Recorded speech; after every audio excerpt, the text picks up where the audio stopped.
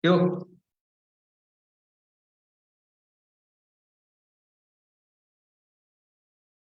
Baik, selamat malam bagi kita semua, sahabat-sahabat konsep dimanapun berada. Kita bertemu kembali pada malam hari ini dalam acara belajar Alkitab bersama dengan konsep, yaitu dalam pelajaran Sekolah Sahabat untuk pelajaran yang ke-8, perencanaan untuk sukses. Dan sebelum kita akan belajar Sekolah Sahabat, kita akan berdoa. Kita minta Pendeta Muda Matias Tanii pimpin kita di dalam doa. Mari kita berdoa. Allah Maha Besar, Tuhan kami yang ada di sorga, pada petang sore hari ini kami datang kepada Tuhan dengan penuh keberdosaan kami, dan keberdosaan kami membuat kami terbatas untuk memahami kebenaran Tuhan. Untuk itu sore hari ini atau petang saat ini kami datang memohon urapan roh dari sorga menjadi bagian kami semua. Secara khusus hamba-Mu Pendeta Muda Alexander yang akan membawakan ringkasan intisari pelajaran sebelum kami akan berdiskusi.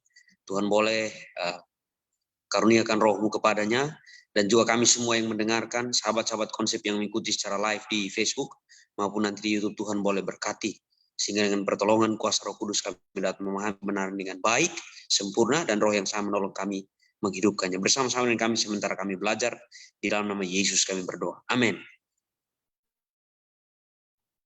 Amin. Baik, terima kasih Pendeta Matias yang sudah membawakan doa buka bagi kita pada malam hari ini. Kita akan dengarkan ringkasan pelajaran Sekolah Sahabat yang akan dibawakan oleh Pendeta Muda Alexander, Pendeta Rion, dan kepada sahabat-sahabat konsep dimanapun berada, bila mana ada pertanyaan nanti boleh tuliskan di kolom komentar. Kita akan sama-sama berdiskusi dan kita akan mendapatkan pelajaran rohani yang baik untuk membangun iman kita lebih dekat kepada Tuhan. Kepada Pendeta Alex, kita persilahkan. Baik, selamat malam untuk seluruh sahabat-sahabat konsep dan juga rekan-rekan gembala yang boleh hadir di Zoom maupun di Facebook dari sahabat-sahabat konsep. Saat ini saya akan mempresentasikan pelajaran Sekolah Sahabat kita secara ringkas, membutuhkan waktu 10-15 menit ke depan untuk kita bisa berdiskusi nantinya bersama. Dengan judul yang kita boleh dapatkan adalah perencanaan untuk sukses, dan tema besarnya masih dalam mengelola bagi sang guru sampai dia datang. Mengelola berarti ada mengusahakan. Oke, untuk masuk kepada pelajaran kita saat ini, kita akan boleh sama-sama belajar dengan satu konsep mengenai perencanaan untuk sukses.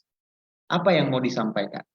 Oke, ayat intinya ini menjadi ayat inti yang sering sekali dikutip ataupun dibuat ataupun diberikan kesempatan kepada seluruh kita yang membacanya, maka semua pekerjaan yang kita akan lakukan itu adalah untuk Tuhan, bukan untuk manusia. Nah, dalam konteks ini, kalau Bapak Ibu, saudara sahabat-sahabat konsep dapati, maka di sini konteksnya sedang bicara mengenai sebuah nasihat Paulus ya.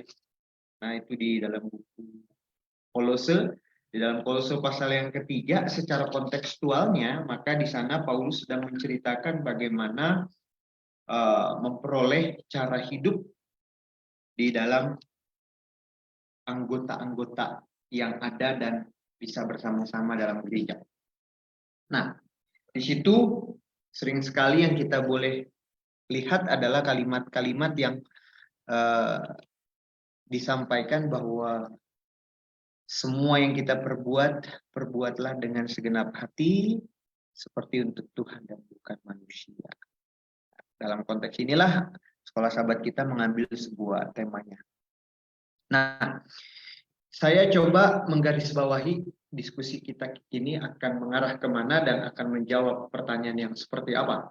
Ya, yang pertama, dalam pelajaran Sekolah Sahabat kita, di sana kita hanya melihat tentang bagaimana sukses dalam konteks penata layanan dan prinsip-prinsip keuangan. Jadi nanti diskusi kita akan berkecimpung dengan konsep penata layanan yang sukses dan konsep-konsep prinsip-prinsip keuangan yang sukses. Ya, dan kita akan lihat dan di sana akan juga diberikan tuntunan atau hal-hal praktis yang bisa dibangun oleh orang-orang Kristen, bagaimana menjaga penata layanan yang baik bagi gereja dan mengelola prinsip-prinsip keuangan yang baik di keluarga. Oke, kita masuk dalam pelajaran sekolah sahabat kita. Di sini dibuat pembukaan awal dari cerita pelajaran sekolah sahabat itu, diceritakan mengenai Yusuf ya, yang ada di Mesir menjadi satu contoh. Di sini kita tahu bahwa Yusuf pada waktu masuk ke Mesir dia bukan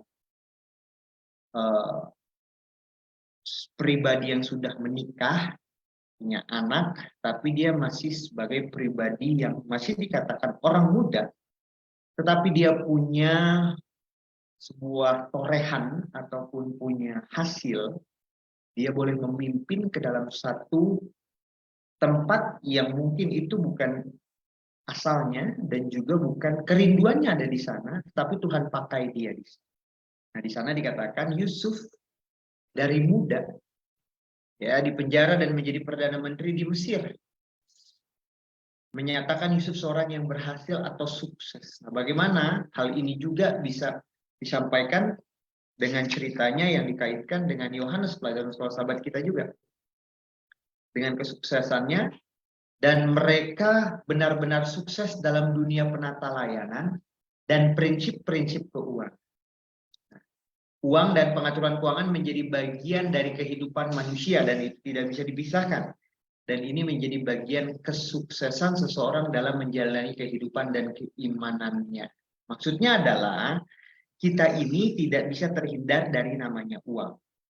Nah, pelajaran sekolah sahabat kita ini akan boleh membantu kita bagaimana kita mengelola yang kita tidak bisa hindari. Secara khusus penata layanan dan keuangan atau prinsip-prinsip. Melalui disclaimer yang boleh disampaikan dengan dua perihal yang kita bahas atau kita sedang mau diskusikan, maka pelajaran sekolah sahabat kita menawarkan ada hal yang terutama dan pertama. Nah, di dalam pelajaran sekolah sahabat kita ini pembukaan ayatnya bagus.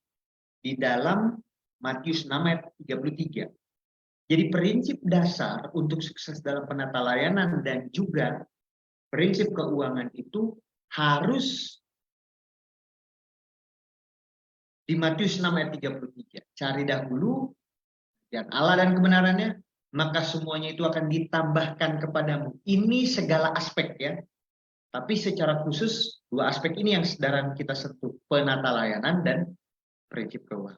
Nah, di sini dikatakan, ketika orang muda menjadi dewasa, maka pikiran muncul tentang harus menyediakan kebutuhan dasar, makanan, pakaian, dan tempat tinggal. Nah, Yesus sendiri mengatakan kepada kita tentang bagaimana memprioritaskan kebutuhan kita ketika ia berkata di dalam Matius 6 ayat 30. Nah, dalam konteks ini sedang mau menyentuh kepada seseorang yang sedang menyiapkan satu rencana yang akan menjadi rumah tangga, maka harus ada persiapan mereka sebelum berumah tangga. Nah, contoh yang diambil dari cerita kita adalah Yakub. Ya, dasarnya tadi apa? Cari dahulu kerajaan Allah, dan setelah itu maka dipikirkan hal-hal yang sifatnya jangka panjang. Ini kehidupan kekristenan yang tidak boleh dilalaikan oleh orang Kristen sendiri. Sebagaimana Yakub, kita tahu dengan berusaha dia bertemu dengan orang tua Rahel, yaitu adalah Laban. Tetapi Laban memberikan kesempatan untuk bekerja kepada Yakub berapa? 7 tahun. Betul ya? Dan setelah itu ditambah lagi 7 tahun. Nah, dari dedikasi ini kita bisa lihat seorang Yakub merencanakan atau membuat komitmen yang sifatnya jangka panjang untuk dia meminang Rahel, dia sudah mempersiapkan terlebih dahulu. Poin yang pertama bagi semua kita yang mau untuk terlibat dalam konteks ini, khususnya para anak muda, maka kita harus benar-benar berhati-hati memutuskan sesuatu yang akan kita rencanakan. Kalau belum ada dasar yang pertama, cari dahulu kerajaan Allah dan berkomitmen untuk bahasanya ya, mengelola keuangan kita dengan persediaan-persediaannya, maka perlu diperhatikan di sana. Jadi itu tips yang bagus untuk kita. Nah, di sana dikatakan bahwa adalah pantas membuat keputusan rohanimu dan keputusan pekerjaan hidupmu sebelum menikah. Pasangan masa depanmu harus mengetahui apa yang sedang mereka masuki. Jadi bukan hanya sekedar cinta dan cinta. Cinta itu butuh sebuah perencanaan, ya. Jadi tidak hanya mengalir begitu saja. Orang muda harus memastikan pasangannya seorang Kristen yang berkomitmen, itu yang pertama. Apa pekerjaan dari yang dibuatnya, tingkat pendidikannya ditanyakan, apa ada hutang yang dimiliki calon pasangan. Itu sebabnya perlu berkehati-hatian di dalam merencanakan membangun rumah tangga. Yakub membutuhkan waktu yang panjang dalam persiapan membangun rumah tangganya. Nah, ini yang perlu disikapi oleh orang-orang muda, ataupun dalam konteks jalan sekolah sahabat kita, hal yang terutama dan pertama. Nah, dari selanjutnya kita akan boleh melihat berkat pekerjaan dalam kurung ideal. Nah, berkat pekerjaan dan idealnya ini, atau dalam kurung idealnya ini, diambil dari dasar ayat Kejadian 2 ayat 15, Khotbah 9:10, Tesalonika 3 ayat 8, yang mengartikan setiap orang harus bekerja untuk menghidupi dirinya dan keluarganya. Ini kita masuk ke dalam tahap yang selanjutnya, ya. Setiap orang, apa di sana dikatakan? Harus bekerja untuk memenuhi kebutuhannya. Nah, dan keluarganya. Meskipun seorang itu orang kaya atau menguasai kekayaan, namun tanpa bekerja, kekayaan itu cepat atau lambat akan habis. Jadi, konsep yang mau ditawarkan pelajaran sekolah sahabat, yang pertama adalah sebelum manusia jatuh dalam dosa, maka manusia bekerja. Sesudah manusia juga jatuh dalam dosa, maka di sana diletakkan sebuah perintah untuk mereka pun bekerja. Dua ayatnya ini ada. Yang satu di dalam Kejadian 2 ayat 15, yang satu dalam Kejadian 3 ayat 17. Nah, jadi disimpulkan, maka selama manusia hidup, mereka harus bekerja. Ini bukan pilihan, ya.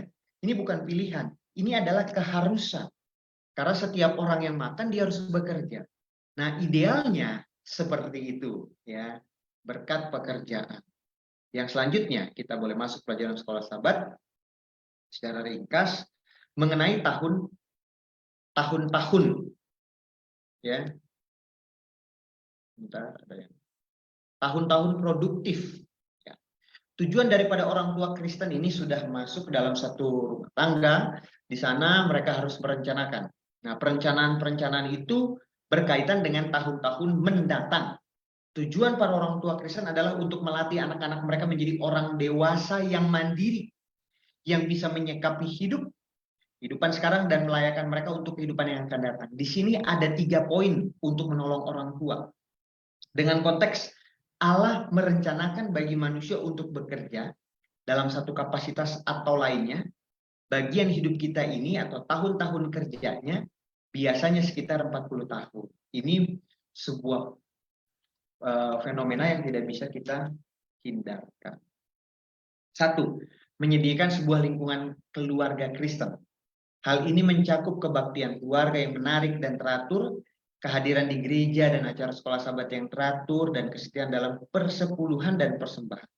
Hal ini adalah kebiasaan-kebiasaan yang hebat untuk dibentuk di awal kehidupan. Inilah yang disebut dengan tahun-tahun produktif. Daripada manusia ini harus mandiri, tidak selamanya bersama dengan orang tua. Yang kedua, ajarkan mereka untuk rela bekerja dan berikan penghargaan untuk itu. Anak-anak mendapati bahwa kerajinan dan integritas dalam pekerjaan selalu diperhatikan, dihargai, diberi upah atau reward. Mereka akan belajar bahwa uang yang kita dapatkan sebagai hasil dari memberikan waktu kepada orang lain dengan melakukan tugas-tugas yang berharga bagi mereka. Dalam kurungnya adalah benefit yang didapat. 3, tolong mereka atau ajar mereka dengan memberi pendidikan yang baik. Sekarang ini pendidikan itu mahal, terutama pendidikan Kristen sekolah swasta. Tetapi bagi orang tua dengan rencana-rencana bagi anak-anak mereka yang bukan hanya untuk kehidupan sekarang ini, tetapi untuk kehidupan mendatang. Nah, inilah yang perlu dipahami para orang tua ketika pelajaran sekolah sahabat kita ini menyinggung sebuah perencanaan untuk sukses. Jadi yang kedua, lanjutnya. Sehubungan dengan bekerja dengan integritas. Nah, ini secara sederhana saja saya memberikan pemaparannya. Saya percaya semua kita sudah baca, tetapi poin penting yang saya mau tekankan begini. Fase yang lain kehidupan yang berhasil adalah fase yang berpotensi untuk menjadi hal yang paling menyenangkan. Sesuatu yang diputuskan sudah bijaksana dan tidak dihancurkan oleh peristiwa-peristiwa yang diharapkan. Nah, dalam hal itu, situasi yang ideal adalah para orang tua memelihara anak-anak menjadi orang yang dewasa, berdiri sendiri, dan mempunyai sebuah integritas. Seperti rumah telah dilunasi, kebutuhan transportasi telah dipenuhi, ini harus ada dasar-dasar. Tidak ada lagi utang dan tidak ada aliran pendapatan yang cukup untuk memenuhi kebutuhan anggota keluarga saat lanjut usia.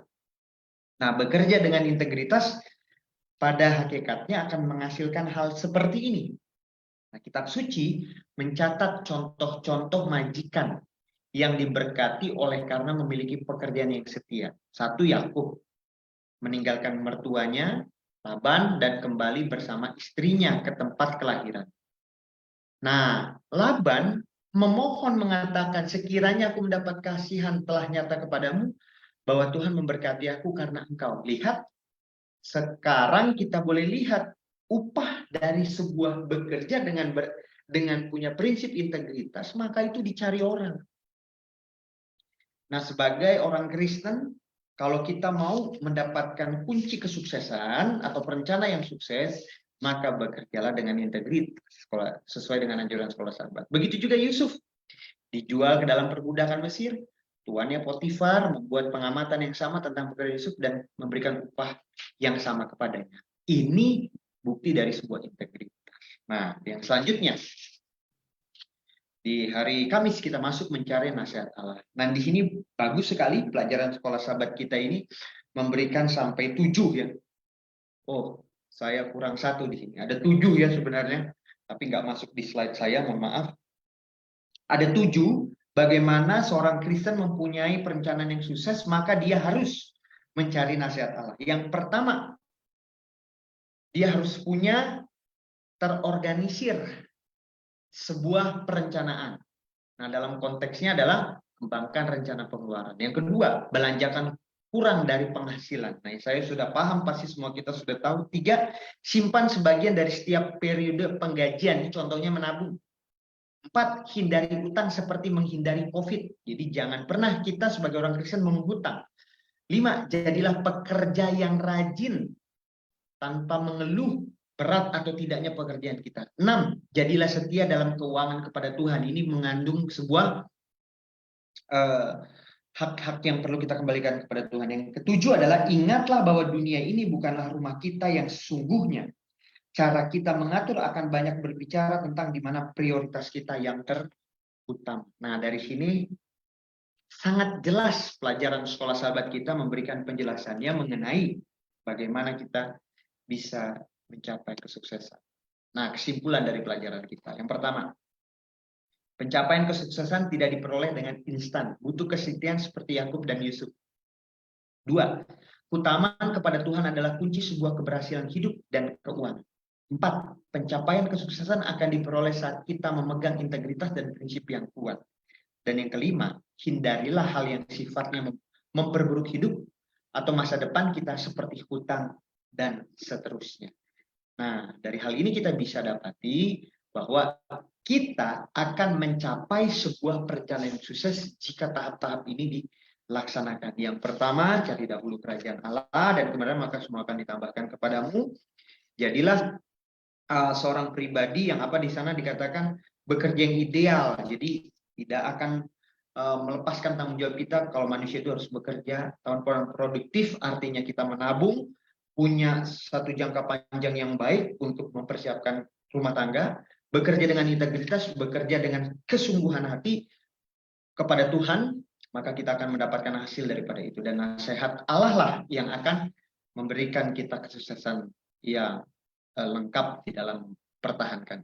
Nah, sebagai penutup, saya ambil dari kutipan Ellen White, dikatakan, tidak ada orang yang dapat menyimpan harta di sorga tanpa menemukan hidupnya di bumi. yang olehnya diberikan kelimpahan dan dimuliakan. Bahwa apa yang bertumpu pada landasan kejujuran bisnis dan keberhasilan sejati adalah pengakuan terhadap kepemilikan Allah. Jadi tidak dianjurkan kita sombong dari apa yang kita miliki dan apa yang kita kerjakan. Selaku pencipta segala sesuatu, Ia adalah pemilik yang hasil. Kita adalah para penata layanannya.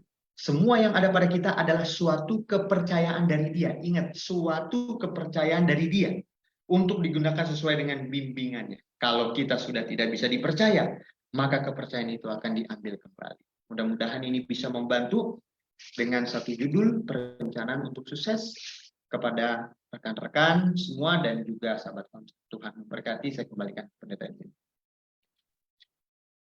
Baik, terima kasih Pendeta Alexander yang sudah membawakan akan ringkasan pelajaran kita sepanjang 1 pekan ini di pelajaran yang ke-8, perencanaan untuk sukses.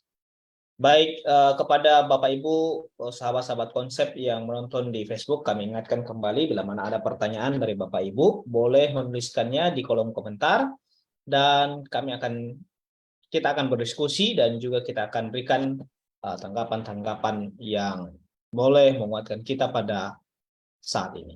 Baik, ada beberapa pertanyaan Pendeta yang sudah masuk. Kita akan diskusikan bersama-sama. Nanti kita yang pertama ke Pendeta Alexander, yang kedua nanti ke Pendeta Jimmy. Yang pertama adalah bagaimana cara atau tips supaya perencanaan mencari pasangan yang terbaik itu sukses.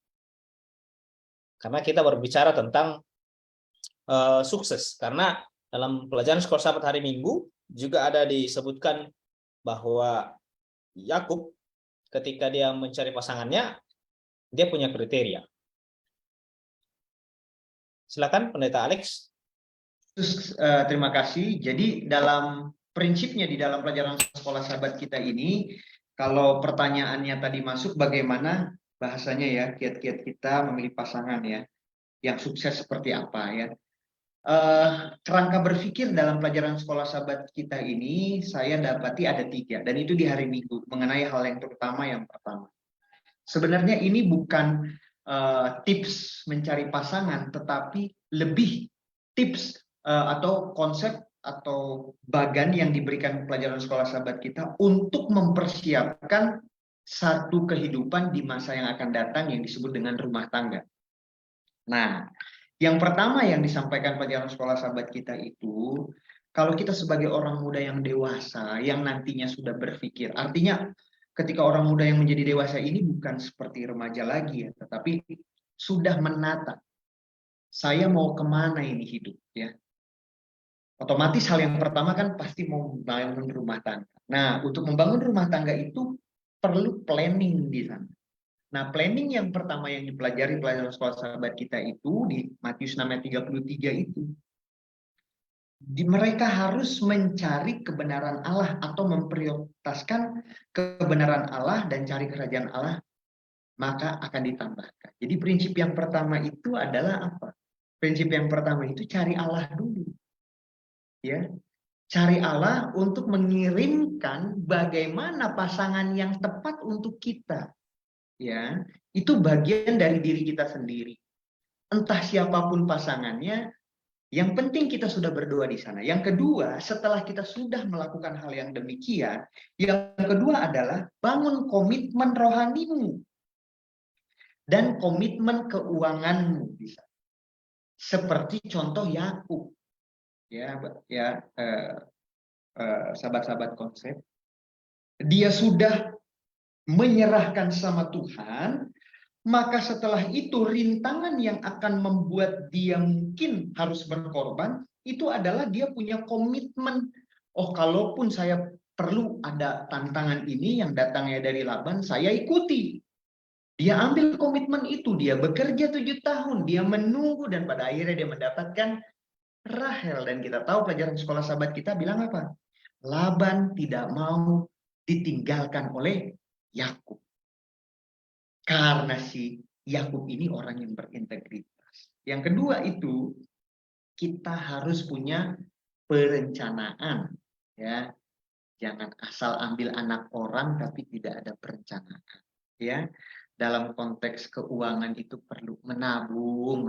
Ini penting ya. Pendeta pun harus menabung kalau emang belum ada duitnya, harus menabung. Jadi jangan juga kita datang dengan, oh saya kan pendeta. Enggak begitu juga cara konsep kita bekerja ya. Cara konsep kita berpikir itu enggak boleh begitu. Kita harus tetap punya komitmen untuk hal itu.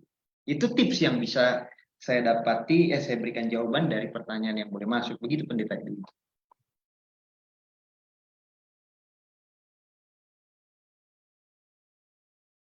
Alex, terima kasih pendeta Alex atas jawabannya. Mungkin ke pendeta Jimmy ada tambahan? Silakan, bagaimana cara tips supaya perencanaan mencari pasangan yang terbaik ini sukses? Silakan. Ya, baik, terima kasih ya.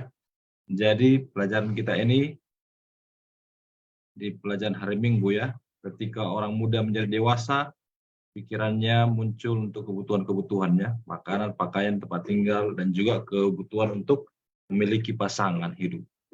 Nah, bagaimana cara untuk mencari pasangan yang terbaik dan sukses, seperti layaknya tadi diberikan contoh ya, dalam kitab Kejadian ada Yakub, di mana Rahel dan juga Lea menjadi pasangan hidupnya.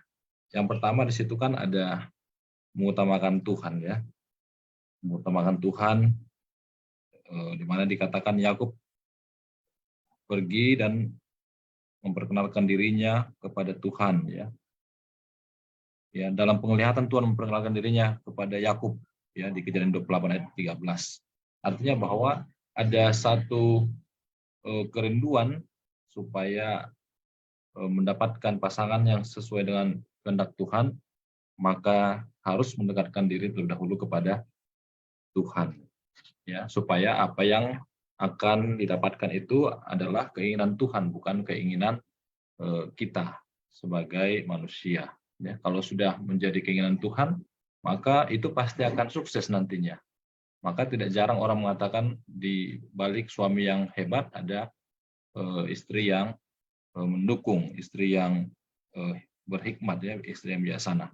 Nah, bagaimana itu kita bisa mendapatkannya? Dengan cara mengutamakan Tuhan di dalam kehidupan kita ya, sehingga keputusan yang kita ambil adalah keputusan yang sesuai dengan kehendak Tuhan. Tapi tidak kemudian ketika orang sudah menikah itu semua sukses ya, sehingga orang yang tidak menikah itu nggak sukses ya. Tidak seperti itu. Ada banyak juga orang yang dalam kehidupan di dunia ini tidak mau untuk menikah. Jadi kitab Perjanjian Baru ada anjuran kalaupun dia tahan untuk tidak usah menikah ya. Jadi standar kesuksesan itu tidak pernah dibuat yaitu standarnya pernikahan, sudah menikah ya. Jadi kalau ada orang mengatakan sudah menikah belum ya. Nah, kalau memang orang itu tidak mau menikah ya dia bisa juga sukses dalam hidupnya ya, untuk berkarir, untuk juga bisa Tuhan gunakan sebagai alat Tuhan dalam penginjilan dan banyak hal yang lain, dia bisa menjadi berkat ya. Nah, ini yang menjadi miris kalau dia setelah menikah justru menjadi tidak lagi dia menjadi berkat bagi orang lain ya, sehingga justru menjerumuskan dia di dalam kehidupan yang kelam, bahkan istrinya membawa dia kepada penyesatan. Nah, ini sangat tidak baik ya. Jadi untuk orang-orang muda yang menginginkan rencana sukses dalam pernikahan, juga sukses dalam kehidupan di masa muda, bahkan ketika menikah, utamakanlah Tuhan selalu di dalam kehidupanmu ya. Setiap hal yang ingin engkau putuskan, libatkan Tuhan agar apa yang kita mau putuskan bersumber daripada Tuhan. Nah, itu mungkin yang bisa saya tambahkan. Terima kasih.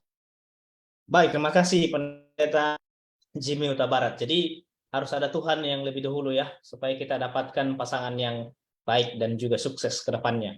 Itu yang terpenting. Dan juga tadi tipsnya dari pendeta Alex ya, harus direncanakan dengan baik. Oke, baik, kita lanjut ke yang kedua.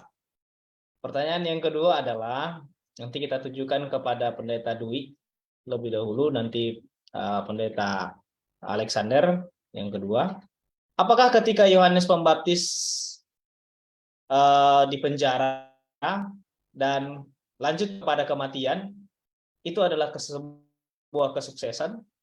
Karena kalau kita lihat bahwa Yusuf di penjara dan setelah itu dia menjadi Perdana Menteri di Mesir dan dianggap sukses. Jadi apa sebenarnya arti sesungguhnya sukses itu menurut pelajaran sekolah sahabat kita ini? Silahkan Pendeta Dwi. Ya, baik. Terima kasih. Selamat malam buat semuanya, para hamba Tuhan dan juga para sahabat konsep yang ada di Zoom maupun yang ada di media Facebook pada saat ini. Baik, definisi daripada sukses itu sendiri. Di dalam ayat inti pada pelajaran mungkin 2 sahabat yang lalu, ya, dikatakan demikian. Markus 8 ayat 36 sampai 37. Apa gunanya seorang meroleh seluruh dunia tetapi ia kehilangan nyawanya? Karena apakah yang dapat diberikan sebagai ganti nyawanya? Artinya bahwa sukses di sini bukanlah yang kita bicarakan bukan semata-mata bagaimana kita mencapai hal-hal yang bersifat duniawi. Begitu. Karena apa? Fokus daripada Tuhan adalah membuat kita sukses masuk dalam kerajaan surga. Begitu.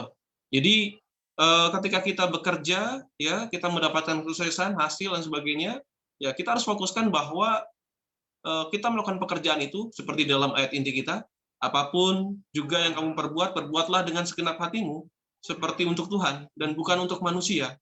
Ya, karena memang Tuhanlah yang memberkati kita semuanya.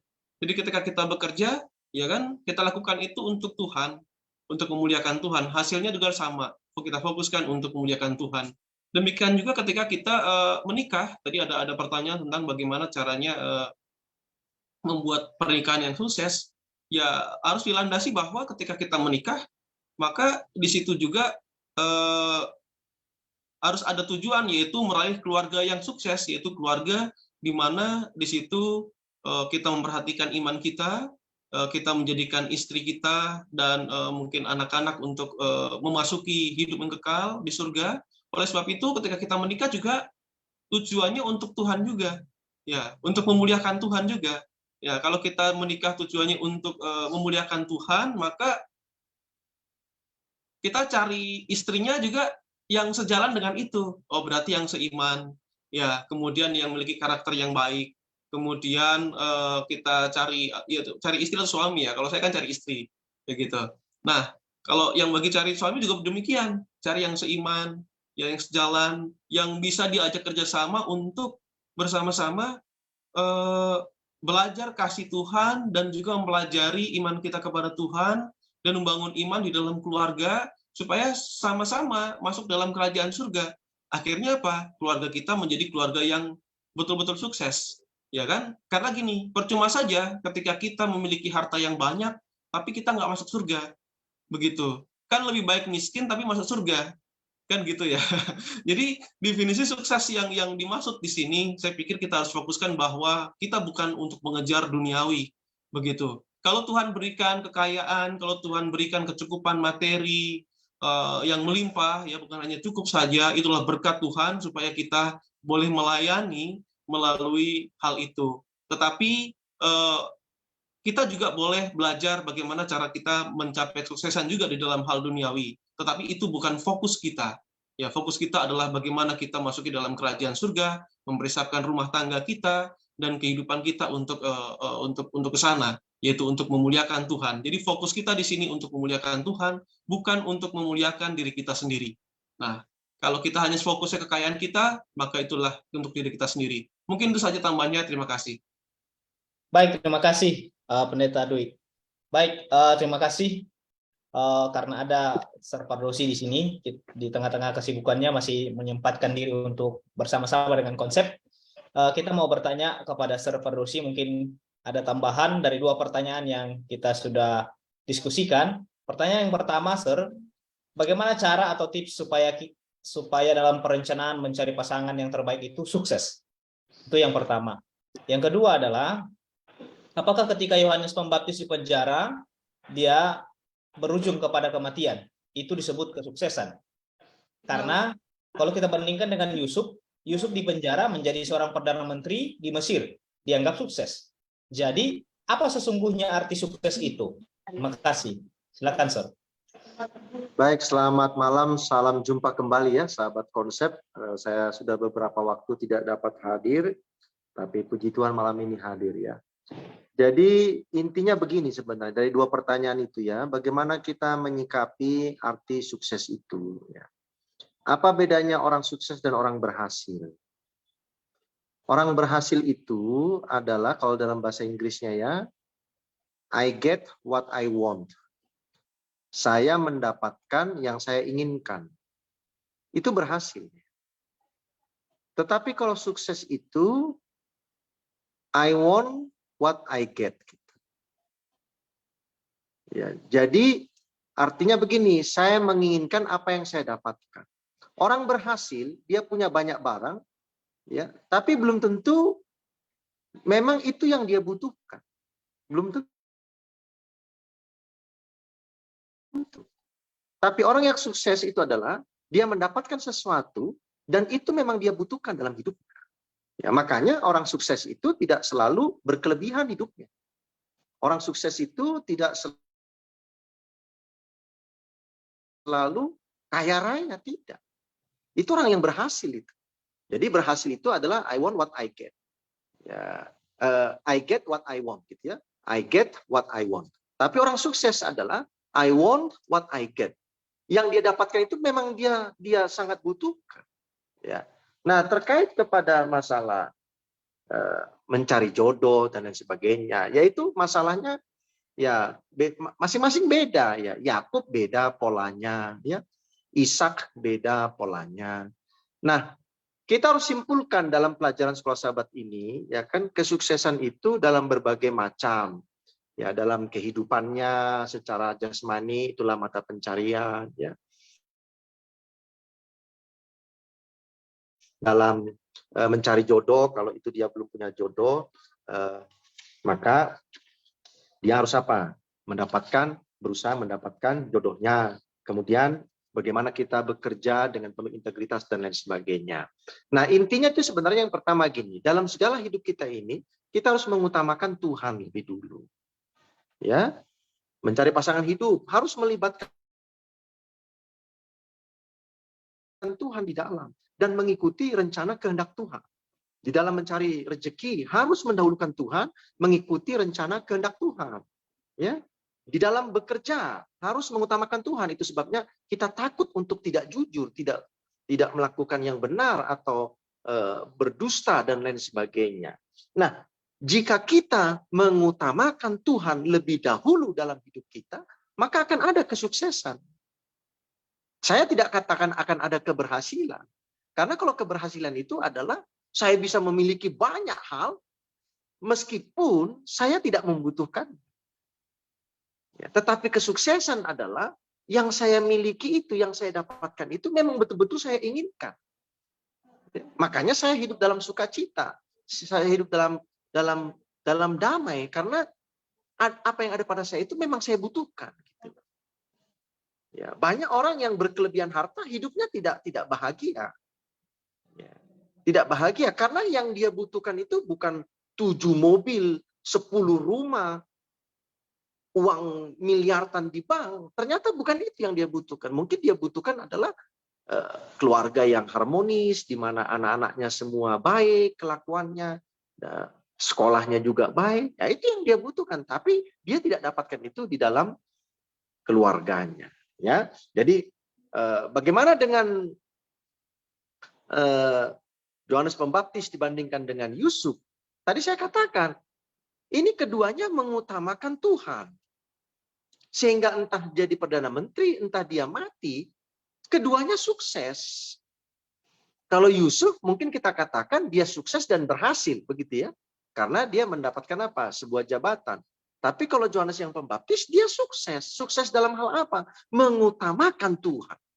Mengutamakan Tuhan di dalam pekerjaannya, dia berani menyatakan benar itu benar, salah itu salah dengan menegur Raja Herodes. Kan itu akibat dia menegur, maka dia akhirnya dipancung kepalanya. Ya, seandainya dia tidak menegur Herodes, mungkin beda ceritanya. Tetapi disitulah dia menunjukkan bahwa dia itu apa? Sukses di dalam tanggung jawabnya atau pekerjaannya atau panggilan yang Tuhan berikan kepadanya. Jadi saya boleh simpulkan ya, ini sebagai kata terakhir dari saya untuk pelajaran ini ya. Kesuksesan itu adalah ketika kita dalam segala aspek hidup kita ini, dalam segala sisi-sisi kehidupan kita ini, kita selalu Tuhan yang dulu. Tuhan yang kita libatkan dalam semua kegiatan kita, aktivitas kita, usaha, pekerjaan, apapun itu. Ya, sampai cari jodoh. Kita kalau selalu utamakan Tuhan, maka Tuhan akan menuntun langkah kita sehingga yang muncul adalah kesuksesan. Ya. Mendapatkan istri yang cantik, contohnya Miss Universe. Apakah saudara akan menjadi bahagia? Ya belum tentu, belum tentu. Ya, tapi Anda berhasil menikahi Miss Universe contohnya.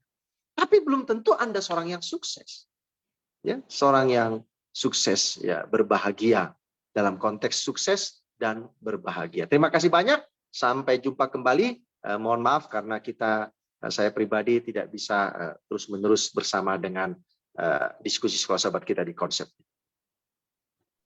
Baik, terima kasih Saudara Pardosi atas tambahannya dan juga jawaban yang luar biasa yang memberikan kepada kita pemahaman yang lebih luas tentang arti sukses. Baik, masih ada pertanyaan dari teman-teman? Baik, silakan Pendeta Runesi.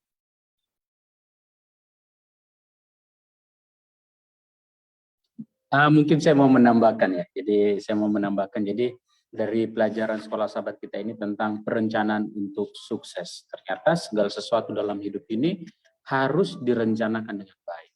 Ya, kita mau bekerja harus direncanakan. Kita mau bagi yang belum menikah seperti Pendeta Alex ini ya, juga harus direncanakan dengan baik ya. Lalu bagi yang mungkin ingin sukses di dalam setiap pekerjaan, dikerjakan dengan baik, direncanakan dengan baik. Jadi kita bersyukur bahwa pelajaran kita mengajarkan kepada kita supaya kita apa? Untuk merencanakan sesuatu. Nah, tetapi di dalam perencanaan itu sesuai dengan pelajaran kita ini katakan ya, seperti Pengkhotbah 12 ayat 1 ya, lalu juga dilanjutkan dalam Matius 6 ayat 33 bahwa segala sesuatu itu harus diutamakan siapa? Tuhan. Kalau kita utamakan Tuhan, pastilah Tuhan akan selalu memberkati kita. Nah, salah satu contoh pelajaran kita, saya ingin menyinggung sedikit dari pelajaran kita, pelajaran-pelajaran minggu lalu. Ya, kalau kita di dalam pekerjaan, ya, maka kita harus dahulukan bagian Tuhan. Melalui apa? Persepuluhan. Melalui apa? Persembahan. Nah, itu kita harus sisihkan dulu untuk Tuhan. Yakinlah.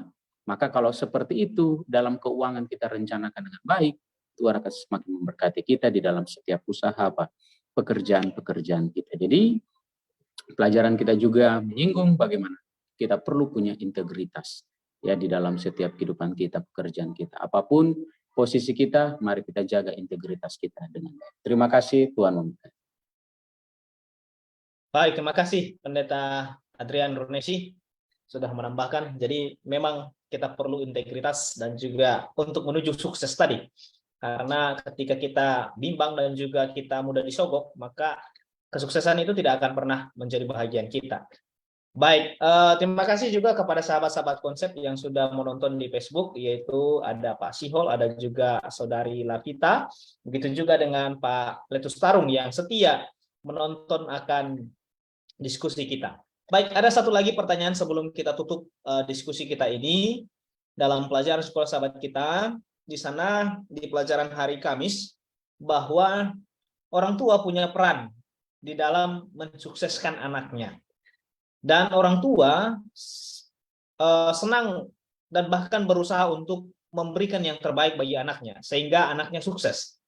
Tetapi yang terjadi adalah banyak orang tua bahkan merasa menyesal oleh karena anak-anak yang mereka lahirkan memilih untuk mengikuti jalan yang salah. Sehingga apakah perlu orang tua mempersalahkan diri dengan hal ini? Mungkin kita berikan dulu yang pertama kepada Pendeta Alexander, Nanti yang kedua kita berikan ke Pendeta Matias. Silakan Pendeta Alex. Oke, baik. Terima kasih Pendeta Edwin. Saya koreksi dulu, mungkin itu di hari Selasa kali ya, mengenai orang tua. Terus yang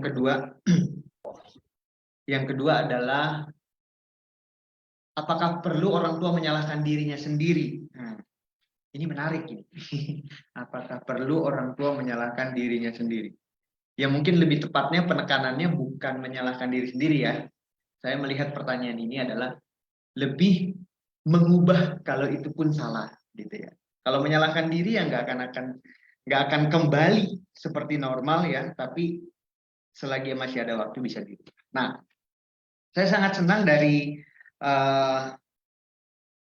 pelajaran sekolah sahabat kita ini, paket penata layanannya dibahas komplit, paket prinsip keuangan dibahas komplit, paket untuk bersosial bersama dengan keluarga komplit, bersama dengan rumah tangga komplit. Nah, saya sangat senang belajar. Tapi yang mau ditekankan dari pertanyaan tersebut, itu ada di dalam pelajaran hari Selasa, dan di situ khusus paketnya untuk kita atau untuk orang tua yang sedang belajar. Kita nanti akan jadi orang tua, ya. Orang tua yang sekarang mungkin bisa melihat tips-tips yang disampaikan pelajaran sekolah sahabat kita. Nah, tips yang pertama saya sangat senang menggunakan kata, jadilah orang tua yang berhikmat, bukan orang tua yang pintar. Ya. Nah, perihalnya sama yang tadi yang boleh disampaikan Pendeta Pardosi yang cukup baik. Perbedaan antara sebuah kesuksesan dan keberhasilan. Nah, orang tua yang berhikmat itu akan mengajarkan kepada anak-anaknya untuk melihat tahun-tahun mendatang yang lebih perlu dipersiapkan. Makanya pelajaran sekolah sahabat kita bilang, tahun-tahun produktif. Apa yang perlu dikerjakan orang tua sekarang? Apakah hanya sekedar cari makan untuk anaknya? Bukan. Pelajaran sekolah sahabat kita ini bagus sekali menjelaskannya. Yang pertama, menyediakan sebuah lingkungan kerja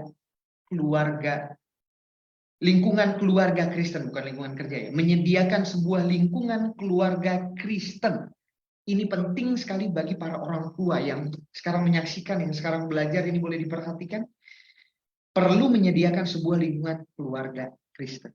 Jadilah orang tua yang berhikmat, bukan orang tua yang pintar. Yang kedua, ajarkan mereka untuk rela bekerja dan berikan penghargaan untuk itu. Ini bukan sebuah konsep yang mau ditawarkan, cari sebanyak pun uang, maka kamu akan sukses. Tidak. Pelajaran sekolah sahabat kita bilang bahwa ajar mereka berarti ada sebuah kata kerja yang perlu dilakukan oleh si anak tersebut supaya apa? Supaya mereka melakukan hal yang sama di kemudian hari ketika mereka nanti akan jadi orang tua. Yang ketiga, bantu atau tolong mereka dengan memberikan pendidikan yang baik. Artinya, 3 pokok tugasnya adalah orang tua itu perlu berhikmat, jangan orang tua yang pintar. Karena orang yang berhikmat itu pasti otomatis dia pintar. Tapi orang pintar belum tentu berhikmat. Terima kasih, mungkin itu jawaban dari saya. Oke, baik, terima kasih. Baik, masih ada? Pendeta Matias, mau ditambahkan? Baik, terima kasih sedikit. Saya pikir dari tadi sudah ditekankan dari awal kita belajar bahwa perencanaan untuk sukses, ya, kalau sukses apapun yang berkaitan dengan sukses kita harus melibatkan Tuhan, ya. Kalau tadi pertanyaannya itu saya pikir ada kata yang kurang di sana, ya. Walaupun orang tuanya merencanakannya sukses, tapi pertanyaannya dalam perencanaan itu dilibatkan Tuhan atau tidak. Nah, kalau tidak dilibatkan Tuhan maka ya tetap tidak akan sukses, ya, karena seperti tadi contoh Yohanes Pembaptis ataupun Yusuf, ya, kalau Yusuf sudah lihat sukses dan berhasil, kesuksesan mereka mengutamakan Tuhan. Jadi perencanaan untuk sukses sesuai dengan pelajaran sekolah sahabat kita, semua itu harus diawali dengan kita mengutamakan, ya. Dan Raja Salomo tulis dengan baik, permulaan hikmat permulaan pengetahuan dan hikmat ialah takut akan Tuhan. Orang bisa sukses dan berhasil, tentunya yang adalah hikmat dan pengetahuan, dan itu hanya bisa dapatkan melalui yang pertama, yaitu diutamakan Tuhan. Jadi walaupun perencanaan itu baik untuk anak itu sukses, tapi kalau Tuhan tidak dilibatkan, maka ya otomatis kita tidak akan pernah mencapai yang namanya.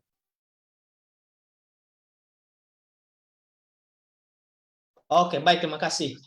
Baik, karena waktu kita sudah mulai habis, kita akan tutup diskusi kita dengan kita mendengarkan closing statement dari Pendeta Alex. Baik, closing statement-nya saya ambil ini kutipan dari pelajaran kita di hari Jumat di dalam buku Pendidikan Sejati halaman 252. Di situ dikatakan bahwa kita perlu mengikuti dengan lebih teliti rencana Allah mengikuti kehidupan.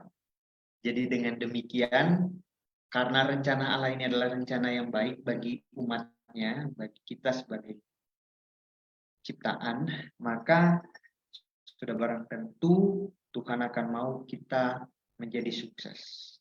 Nah, sebagaimana pelajaran sekolah sahabat kita dengan ayat intinya, kita kerjakan semuanya untuk Tuhan, bukan untuk manusia.